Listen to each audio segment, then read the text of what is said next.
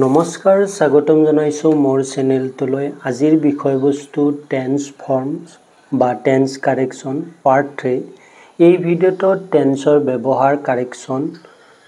সম্পৰ্কে আলোচনা কৰা হ'ব ভিডিওটো চাই ভাল পালে লাইক কমেন্ট কৰাৰ লগতে সাবস্ক্ৰাইব আৰু শেয়াৰ কৰি দিব বলক আমি পাঠটো আলোচনা কৰোঁ এই প্ৰশ্নকেইটা 2021 ত আহিছিলে HSLC এক্সামত প্ৰথম প্ৰশ্নটো হৈছে they live in the Delhi for 10 years মানে হিহতে 10 বছৰ ধৰি দিল্লীত বাস কৰি আছে ইয়াৰ আনসাৰটো কি হ'ব they have been living in Delhi for 10 years ইয়াৰ ব্যৱহাৰটো এনেকুৱা হ'ব যে অতীতত কোনো এটা কাম আৰম্ভ হৈ বৰ্তমান সময়লৈকে যদি চলি থাকে তেতিয়া তাক প্ৰেজেন্ট পাৰফেক্ট কন্টিনিউয়াছত লিখা হয় ইয়াৰ গঠনটো কি হ'ব সাবজেক্ট লিখিব লাগিব প্ৰথমতে তাৰ পিছত সাবজেক্ট অনুযায়ী have বা has হ'ব তাৰ পিছত been আহিব এটা মেইন ভাৰ্বৰ লগত ing হ'ব মেইন ভাৰ্বৰ লগত ing হ'ব আৰু other words মানে অতীতত কোনো এটা কাম আৰম্ভ হৈ বৰ্তমান সময়লৈকে চলি থকা বুজাবলৈ প্ৰেজেন্ট পাৰফেক্ট কন্টিনিউয়াছ টেন্স লিখা হয় এনেকুৱা ধৰণৰ সাধাৰণতে since আৰু for দেখা যায় যে অতীতত মানে হিহতে 10 বছৰ ধৰি দিল্লীত বাস কৰি আছিল এতিয়া 2 নম্বৰটো আহিছো she died after she suffered for 5 years she died after she had suffered for 5 years তেও 5 বছৰ ভোগাৰ পিছত বা বেমাৰত ভোগাৰ পিছত তাই মৃত্যু হ'ল আমাৰ আগত হৈ যায় হেতু past perfectত যেটো পিছত হয় হেতু past indefiniteত এটো past perfect tenseত লিখা হৈছে মানে যদি আগতে কৈ দিছিলো আফটাৰৰ আগৰটো কি লিখিম আমি past indefinite tenseত লিখিম আৰু পিছৰটো কি লিখিম past perfect tenseত মানে অতীতত অগা পিছাকৈ যদি দুটা কাম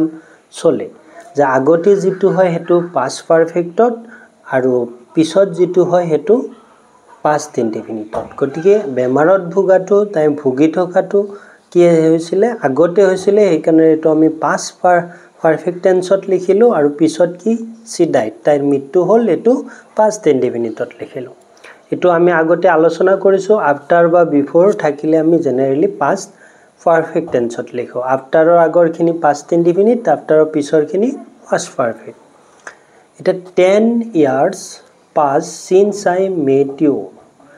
এতিয়া হ'ব 10 years have passed since I met you লগ পোৱাৰ 10 বছৰ পাৰ হৈ গল এটো আমি লিখিম present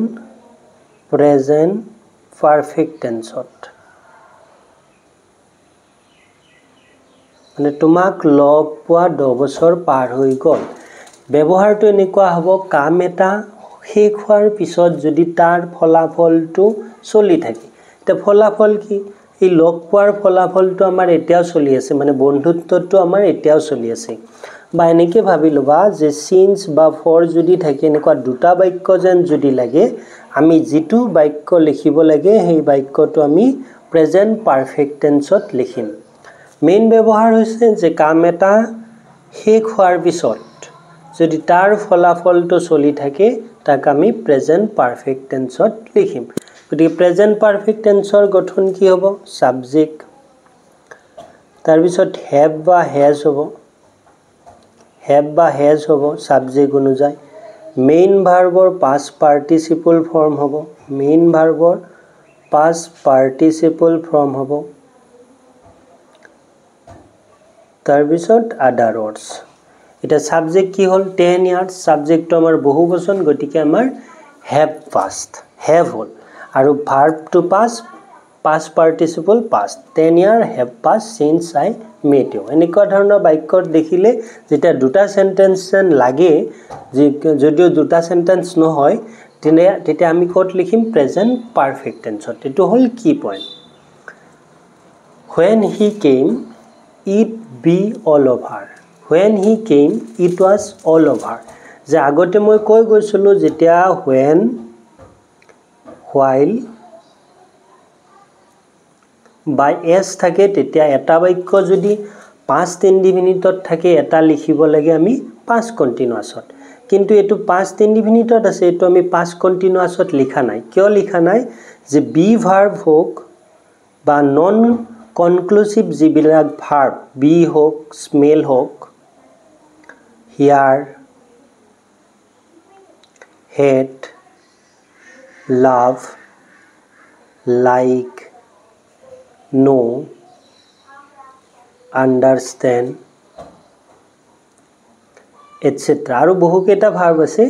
যে এইকেটা ভার্বক কি লিখা নহয় কন্টিনিউয়াস ফর্মত লিখা নহয় গটিকে বি টু আছে বি টু আমি কন্টিনিউয়াস ফর্ম লিখিব নোৱাৰো গটিকে আমি কি লিখিম was লিখিম বি ভাৰ্বৰ past ফৰ্মৰ ৰূপ কি হ'ব was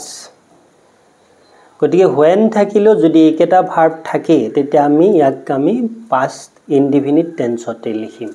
যদি আমাৰ প্ৰেজেন্ট কন্টিনিউয়াস ধৰা past কন্টিনিউয়াসত থকা যেন লাগে তেতিয়া আমি past indefiniteত লিখিম যদি প্ৰেজেন্ট কন্টিনিউয়াসত থকা যেন লাগে আমি প্ৰেজেন্ট ইনডিফিনিটত লিখিম মানে এই ভাৰ্ব কেটাৰ কন্টিনিউয়াস ফৰ্মত লিখা নহয় কন্টিনিউয়াস ফৰ্মত লিখা নহয় এই কেটা ভাৰ্বে নহয় আৰু বহুত কেটা ভাৰ্ব আছে এটা he stay 5 number he stay here until you return এটো হ'ব he will stay here until you return তেও ইয়াত থাকিব তুমি উভতালৈ তেও ইয়াত থাকিব এতিয়া যেটা শর্ত বুজোৱা কমপ্লেক্স সেন্টেন্স হয় প্রিন্সিপাল ক্লজ তো কি কত লিখিব লাগে আমি এটো হল প্রিন্সিপাল ক্লজ এটোক আমি ফিউচার টেন্সত লিখিব লাগে আৰু সাবঅৰ্ডিনেট ক্লজ তো আমি কত লিখিব লাগে প্ৰেজেন্ট ইনডিফিনিট এতিয়া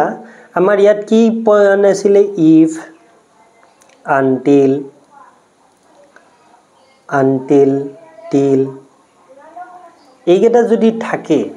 if until বা unless যদি থাকে বা unless যদি থাকে এইকেটা কি পয়েন্ট এটা বাক্য আমি প্রেজেন্ট ইনডিফিনিটত লিখিম আৰু এটা বাক্য আমি ফিউচাৰ ইনডিফিনিটত লিখিম আজিলৈ পাঠটো ইমানেই আছিল ধন্যবাদ